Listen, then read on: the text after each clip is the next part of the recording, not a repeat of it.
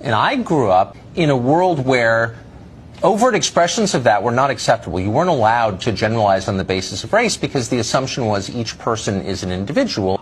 I don't understand when it became okay to generalize about racial groups. I think while some people have the luxury to be raised only being told to look at individual people, it should be no surprise to you that black people, in particular black men, have been taught forever that they have to be careful how they behave around white people, that the way they behave will be interpreted differently, that when they misbehave it'll be punished differently, that if they laugh too loud, if they walk into a nice store.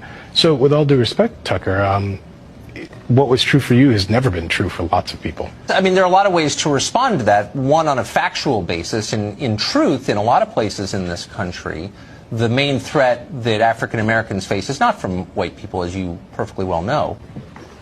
So I first want to respond to the first comment. I think is, while it's true that, of course, people of color face threats from other people of color, it's also true that white people face the overwhelming threat from white people. That is, right. People face threats from who they live beside. So That's I right. find exactly. it, but I think it's fair to point out that we oughtn't be too distasteful and say things like, well, the great threat. It does feed a certain uglier narrative that we don't want. But why does the truth ever feed a, quote, ugly narrative? It is deeply suspicious that people are so quick to say things like the main threat facing African Americans is other African Americans, but you never hear anybody say the main threat facing white people is white people. So you say, for example, I will have to discuss with my boys whether they can truly be friends with white people. History has provided little reason for people of color to trust white people. And the argument I make is, look, in a country where it turns out that when the most vulnerable people of color are under threat, those who they count on are nowhere to be seen. If we have a president who marshals forces of hatred and anger and divisiveness and, frankly, just danger,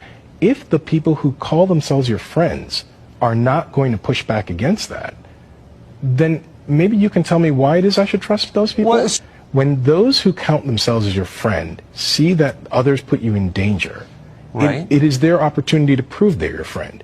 It's fine to be friendly with them, but these are not your friends.